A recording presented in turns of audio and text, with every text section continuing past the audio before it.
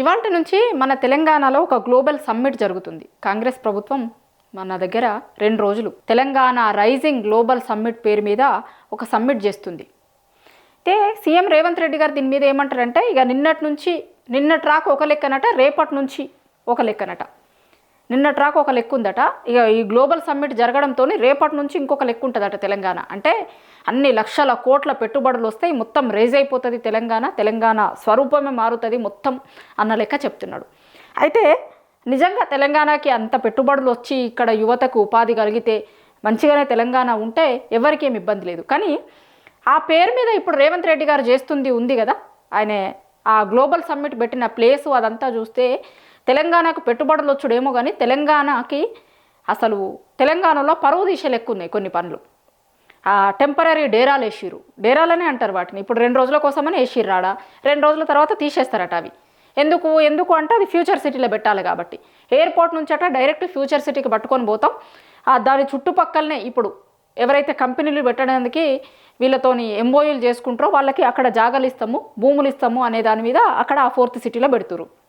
సరే, దీని మీద కూడా రకరకాల ఆరోపణలు ఉన్నాయి. ఆ 4th సిటీ చుట్టూ రియల్ ఎస్టేట్ పెంచడం కోసం, ఆల్రెడీ వాళ్ళ మనుషులకే ఆడ భూములు ఉన్నాయి, దాన్ని పెంచుకోవడం కోసము అని రకరకాల ఆరోపణలు ఉన్నాయి. అదొక దిక్కు నడుస్తున్నప్పుడట ఇక నిన్నటి రాక ఒక లెక్క, రేపటి నుంచి ఇంకొక లెక్క అని పెడుతున్న మీటింగు ఎట్లుండాలి కానీ ఎట్లుంది, రెండింటి మీద మాట్లాడుకోవాలి.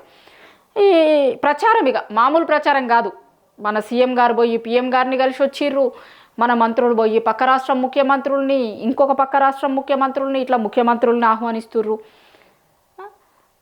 తర్వాత నిన్నగాక మొన్న సీఎం గారు 2-3 రోజుల నుంచి ఏం సంగతి, వారం 10 రోజుల నుంచి దీని మీద రివ్యూలు చేసుడు, ఇవి చేసుడు ఇక 2-3 సార్లు పొయ్యొచ్చిండు మన సీఎం గారు.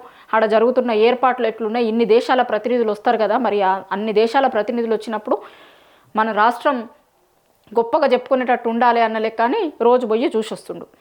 అట్లా అంత ప్రతిష్టాత్మకంగా తీసుకున్నప్పుడు నిజంగా ఎట్లా జరగాల్సింది ఉండే. ఇప్పుడు మన దగ్గర ఏమన్నా జాగలు లేకనా? చాలా సందర్భాలలో పెద్ద ఈవెంట్లు కూడా జరిగేంత జాగుంది. కానీ ఆడ టెంపరీగా టెంట్లు వేసి పెడుతుర్రు. ఇక అది ఎవరి ప్రయోజనం కోసమో తెలియదు.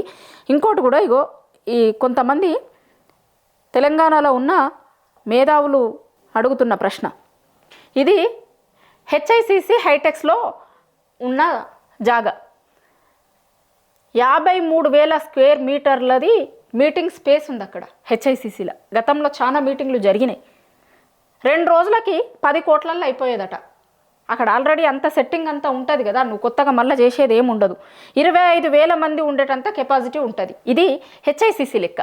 ఇప్పుడు రేవంత్ రెడ్డి గారు వేస్తున్న డేరాల లెక్క ఏంది, డేరాలని ఎందుకన్నానో కూడా చూపిస్తాను నేను మీకు. ఆ ఫోటోలు విజువల్ వాళ్ళు రిలీజ్ చేసినాయి, ఏం లేనిది ఉన్నట్టు ఉన్నది లేనట్టు ఏం చెప్తలేను నేను. వాళ్ళు రిలీజ్ చేసిన ఫోటోలు ఇవి చూడుర్రి, చూస్తే మీకు అర్థమవుతుందా. ఈ టెంపరీ స్ట్రక్చర్స్ని డేరాలు కాకపోతే ఏమంటారు. ఇది రేవంత్ రెడ్డి గారు వేస్తుంది ఎంత అంటే 1,400 స్క్వేర్ మీటర్స్ది. దీనికి 2 రోజులకు అయ్యే ఖర్చు 100 కోట్లట. మరి అంత పెద్ద ఖర్చు పెట్టి చాలా ఎక్కువ మంది కూర్చునేటట్టు కెపాసిటీ ఏమన్నా ఉంటుందా? హెచ్ఐసిసి కంటే ఎక్కువ పెద్ద జాగుందా, సీటింగ్ కెపాసిటీ ఉందా అంటే దీనిది ఎంత, 5,000. ఇక్కడ ఎంత ఉంది, 25,000 ఉంది. 25,000 మంది వచ్చినా కూడా ఎట్లాంటి ఇబ్బంది కలగకుండా డైరెక్ట్ వచ్చి మీటింగ్ చేసుకొని పోయే ఫెసిలిటీ ఉంది. ఖర్చు కూడా తక్కువ అవుతుంది. మరి ఇక్కడ ఇంత తక్కువ మంది కూర్చునేంత ఉండి ఇంత ఎక్కువ ఎందుకు ఖర్చు పెడుతున్నారు వాళ్ళకే తెలియాలి. ఇంకోటి కూడా చూపిస్తాను నేను మీకు. ఇవి ఇవాళ అడ్వర్టైజ్మెంట్ల పేరు మీద ప్రధాన పత్రికలకి ప్రభుత్వం ఇచ్చిన యాడ్స్. రైజింగ్ గ్లోబల్ సమ్మిట్ అనే పేరు మీద ఫుల్ పేజ్ యాడ్స్. ఒక్కసారి ఈ ఫుల్ పేజ్ యాడ్స్కి ఎంత అవుతుంది అనేది కూడా ఒకసారి మీరు చూడుర్రి. ఎందుకంటే ఎందుకు చెప్పాల్సి వస్తుంది అంటే, మన డబ్బు కదా, మన ప్రభుత్వం, మన డబ్బు. ఇప్పుడు ఏం ప్రభుత్వాలు ఇచ్చే పైసలు ఎక్కడి నుంచి ఇస్తాయి, ప్రభుత్వాల నుంచి ఇస్తాయి. ప్రభుత్వాలకి పైసలు ఎట్లా వస్తాయి, మనం కట్టే పన్నులతోనే ప్రభుత్వాలకి పైసలు వస్తాయి. మరి గ్యారంటీలు, హామీలు ఇవి ఇవ్వమంటేనేమో పైసలు లేవు, కోసుకున్న పైసలు లేవు, వండుకొని తిన్నా పైసలు లేవు, కూర వండుకున్న పైసలు లేవు, ఇట్లా మాట్లాడారు కదా. మరి వీటన్నింటి కోసం అని ఎందుకు వస్తున్నాయి? ఇప్పుడు మళ్ళీ మాట్లాడితే సీఎం గారు లేకపోతే ఆ ప్రభుత్వంలో ఉన్న వాళ్ళు కొంతమంది ఏం చెప్తారంటే, మేము మస్తు ఖర్చులు తగ్గించుకున్నాం, మొత్తం ఖర్చులు తగ్గించుకుంటున్నామని చెప్తారు. మరి 2 కోట్లల్లో అయిపోయి 10 కోట్లల్లో అయిపోయే దాంట్లో చేస్తే ఖర్చు తగ్గుతుందా, లేకపోతే మీరు పెట్టే 100 కోట్లతోని ఖర్చు తగ్గుతుందా? ఒకసారి జనాలు కంపేర్ చేస్తారు కదా. అన్న సోయి కూడా లేకుండా అంటే మేము ఏది చెప్తే అది నమ్ముతారు జనాలు అనుకుంటున్నారు. ఒక్కసారి నేను ఇంతకుముందు డేరాలది చెప్పిన కదా, ఎందుకు చెప్పినో చూపిస్తాను నేను మీకు. ఇంకో ఈ వీడియో చూడుర్రి. ఇది మన సీఎం గారు రైజింగ్ తెలంగాణ ఈవెంట్ జరిగే ప్లేస్ ఉంది కదా, ఆ ప్లేస్ని పైనుంచి హెలికాప్టర్ నుంచి చూస్తుర్రు. ఇగో ఇది ఆ ప్లేస్. ఎట్లా కనిపిస్తున్నాయి? డేరాల లెక్క కనిపిస్తలేవా?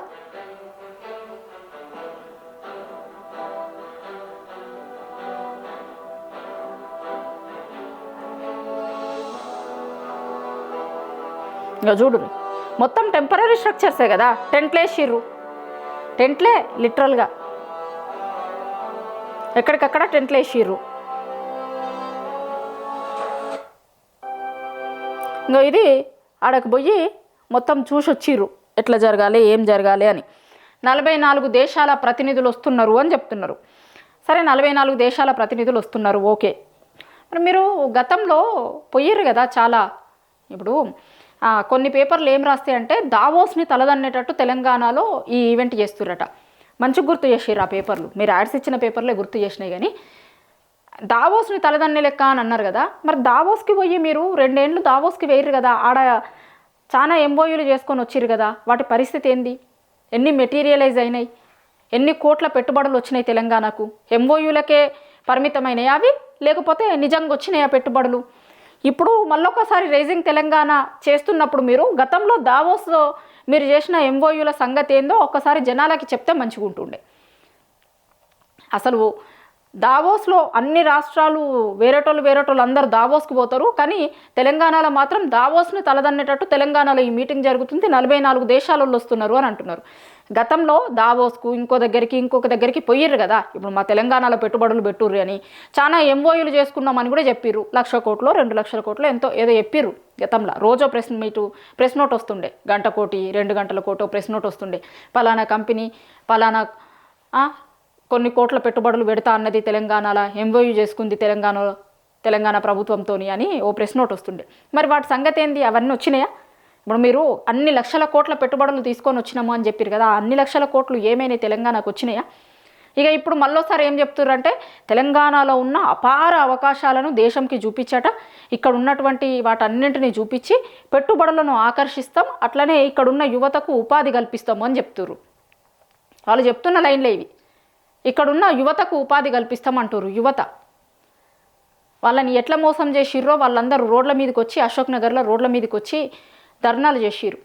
2 లక్షల జాబ్ క్యాలెండర్లు ఇస్తాం, 2 లక్షల ఉద్యోగాలు ఇస్తామన్నారు, జాబ్ క్యాలెండర్ ఇస్తామన్నారు. వాటి పరిస్థితి ఏంది? ఒక్కసారి నిరుద్యోగులను పోయి అడిగితే తెలుస్తుంది. మీరు లిటరల్గా చెప్పి మేనిఫెస్టోలో పెట్టినవి కూడా అమలు చేయలే ఈ రోజు వరకు. మళ్ళా యువతకట ఉపాధి అవకాశాలు కల్పిస్తారట, యువతకి ఉద్యోగ అవకాశాలు కల్పించడం కోసమని ఇది చేసినాము అని అంటారు.